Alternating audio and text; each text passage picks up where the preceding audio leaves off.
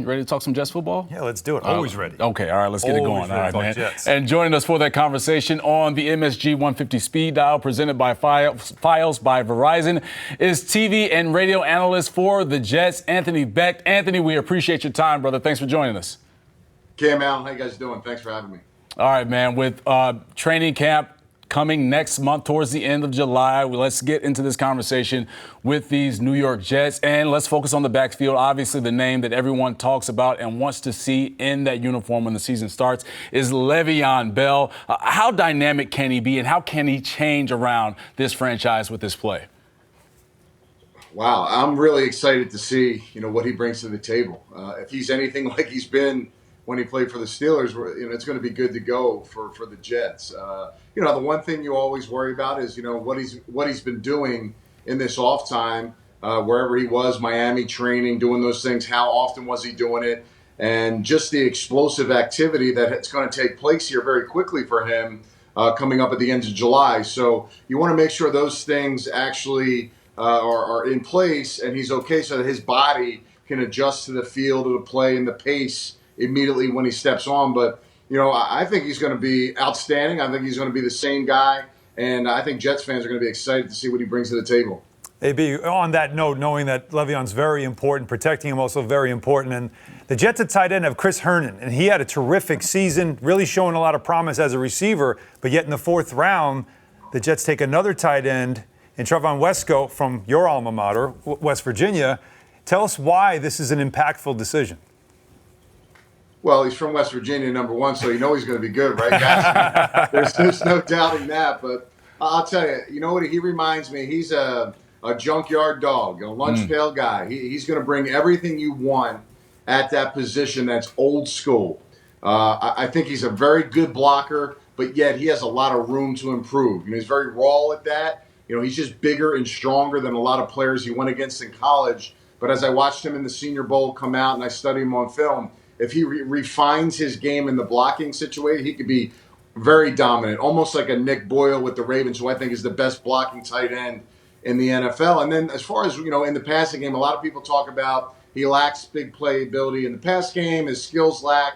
He's effective in that area. I think we've seen a lot of players over their career, and you look at a guy like Gronkowski or Jason Witten. I'm not saying he's that guy, but they didn't have that big-time breakaway speed, the agility, the quickness that some of these premier basketball hybrid tight ends have had in the past.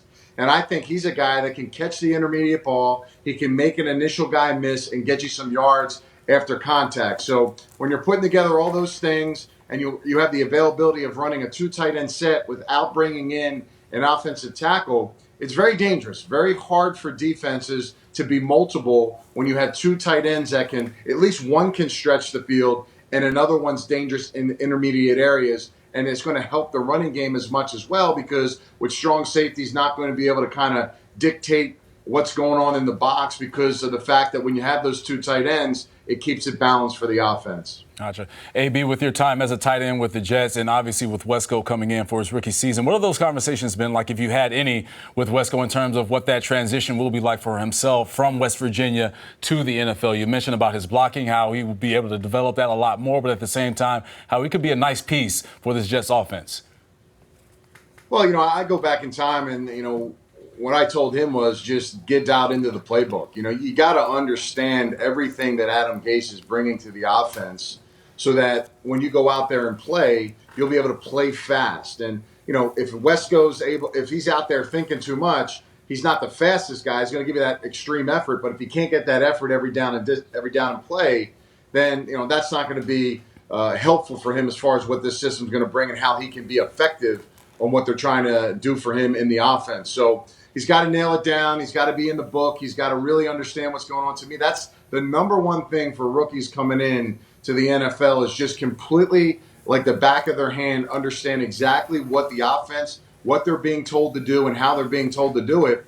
And then everything else can be worked in. I mean, catching the ball, blocking, all those things, you can assist the growth of that as you go through training camp. But to play it fast and go at the optimal level and give yourself the best chance, you got to know what's going on. And that's tough. A lot of younger players come from systems in offenses. And look, Wesco's one of those guys from the Big 12. There's not a lot going on in that West Virginia system. You know, a couple formations, one word tells you where to go, and it may be a check at the line of scrimmage. So there's going to be techniques, there's going to be movements. I'm sure Adam Gase is going to mix a lot of things in, obviously, with his terminology, and some terminologies, obviously, that's going to fit Sam Darnold's mold. But it's going to be something that's going to be a little different for him to pick up, and that's going to be the key for him to be successful. Yeah, a lot of stuff to look for when Jets camp opens up, and we still have a couple of weeks now. It does feel like football is 12 months out of the year, but a little break right now for them, but not for you. Camp going on for you with your youth football camp.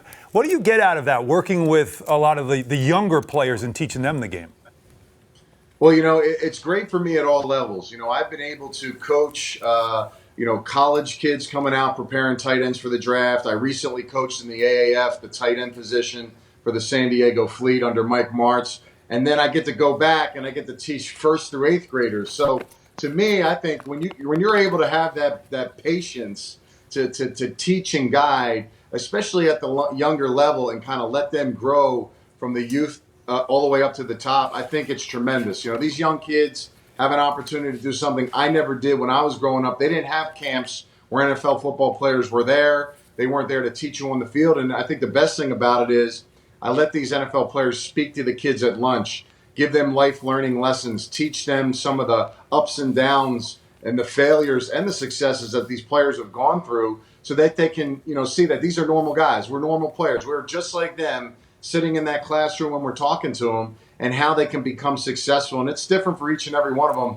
I mean, we got different social economic backgrounds for all these different kids. Some of them come from great suburban households, come from the city. Some come from single parents, guardians. So it's just a great way for me to give back. And be honest, guys, when I started this in 2006, when I was still playing, I figured when I retired in 2012, the kids wouldn't come to the camp anymore, because we're starting to get to that point now where none of these kids were alive when I actually played the football game as time flies by. But it sells out every year. We have 2 locations at my old high school in Philadelphia, where I grew up, and of course here in Tampa, where I've been for 14 years now. And it's just a great way for me and my family to give back. That's awesome. Yeah, we showed definitely the picture of you with the campers this year, and it's great that they keep coming back. They want to learn. It's good for the sport as well. Anthony, we appreciate the time, brother. Thank you so much. Anthony Becht, the TV and radio analyst for the New York Jets. For more great videos from the MSG 150, check out right there. And remember, our show is on Monday through Thursday, 8 to 10:30 p.m. on MSG Network and MSG Go.